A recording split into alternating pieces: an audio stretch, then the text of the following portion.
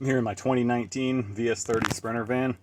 I've had a persistent vibration that I thought was in the upper corner of the dash for quite a while. It's really annoying on the highway, and really anytime I'm driving at the right speed, it's been pretty bad. Anyway, I've actually isolated it to this panel underneath the dash right here.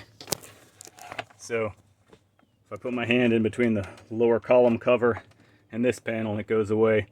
So I'm going to come in here and clean all this up a bit, and then I'm going to put some kill mat butyl rubber on here in a few spots just to help dampen the vibration, and then I may remove the lower column cover, or I may just put 2 strips up inside it to give it some weight, so it should stop the vibration effectively. I'm also going to show you how I removed this panel, which is fairly simple, but you've got 3 screws down here at the bottom. 1, 2, 3. Then you've got 1 on the side, and then 1 more up toward the top. So you've got 5 total screws, and then you've got several clips, and you've got to give it a pretty good pull. You want to get your cup holders out. They pull straight up, and once they're out of the way, because otherwise the corner of this will hang up, and then you're going to have to get behind here. If you reach your fingers behind this panel and pop the switch covers out, it gives you something to pull on, and you can pull this last clip out. It's kind of hard to get to, but it's not bad, and hopefully this will take care of that persistent vibration and also give me another chance to clean up inside the dash what amounts to several years of just dust and debris buildup. So I'm going to take this to the bench and get started there. I'll have to excuse the mess as usual in the middle of 5 projects.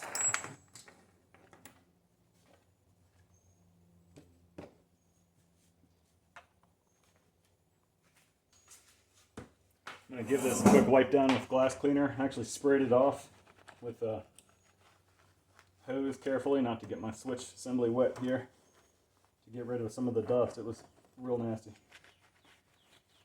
We want to make sure we've got a good surface to stick our butyl rubber to.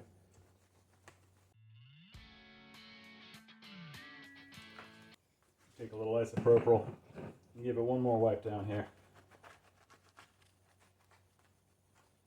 Now you'll hear for butyl rubber, kill mat, fat mat, dynamat, all these, that you only need 20% coverage on a panel to effectively stop the vibrations, and anything more is just kind of copious. Of course, that's for a metal panel. I don't know exactly what's vibing in here, so I'm not trying to cover the whole thing. I personally don't care about weight. I absolutely can't stand rattles and vibration, so I'm going to put a few pieces across here and just see if we can get enough down to dampen. I don't know if this stuff's going to give me any trouble going over these high spots, these little reinforcing ribs. We'll find out. I happen to have a roller from doing the interiors of several vehicles. Certainly don't need one. Easy to apply it in warm weather.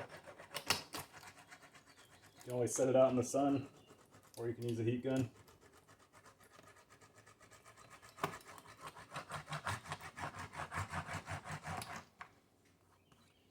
This should add enough weight to the panel to help prevent any vibration. If not, it'll certainly change the frequency, required frequency to cause the vibration, so we'll at least should still get some relief.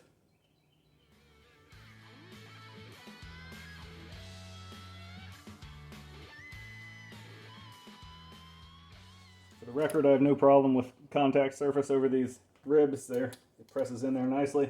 Not worried about it. Looks great. This is almost guaranteed to be overkill, but I don't care. I don't want any rattles in here or vibrations, and I've got about 2/3 of a box of leftover kill mat, so I'll do whatever I have to do to stifle it. So that's all I'm doing here. I'm going to clean this panel up a little bit more, and I'm going to clean behind the dash as well, and then we'll go ahead and get started on putting some inside the steering column cover.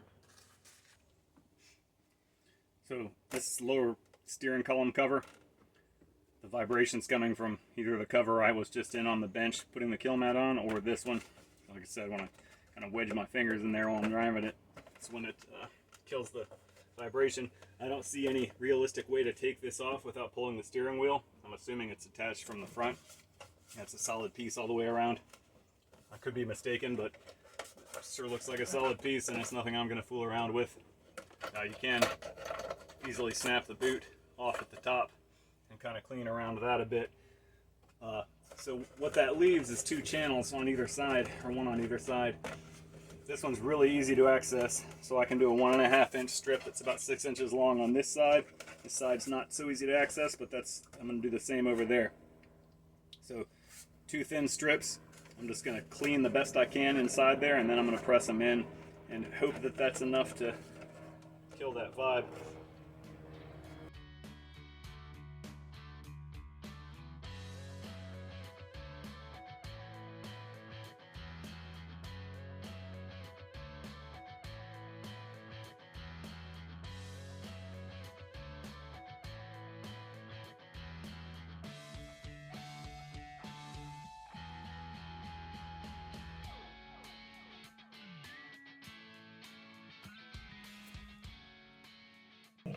I've also added a little strip to the closeout cover up here and kind of re-glued this vinyl.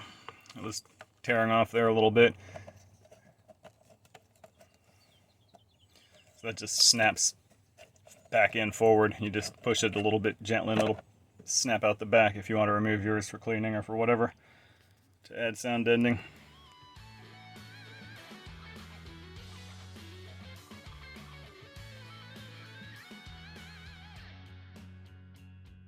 While you're in here, it's a good time. You've got 2 screws on this side and 3 screws on this side going into the dash. And if you're on a chase or hunt for rattles, it's a perfect time to snug everything up.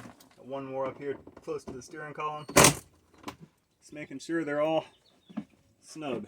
We don't want any loose ones.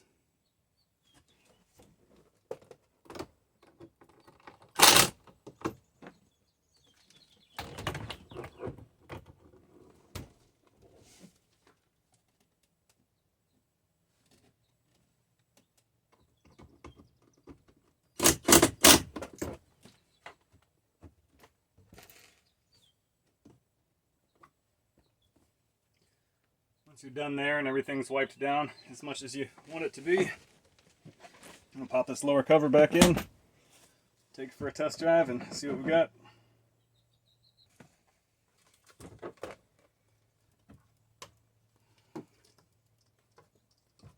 This connector goes in from the side, and then it's one of those lever lock connectors. If you've worked on European cars, they're popular. So make sure that black arm is extended out to the side, and it's going in kind of at an awkward angle underneath this arm.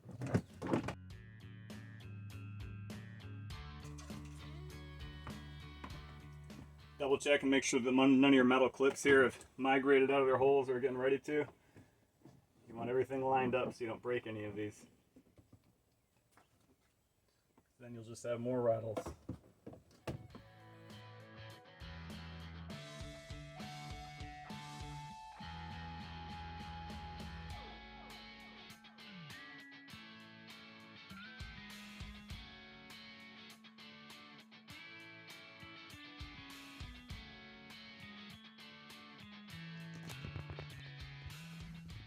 So that's pretty much it.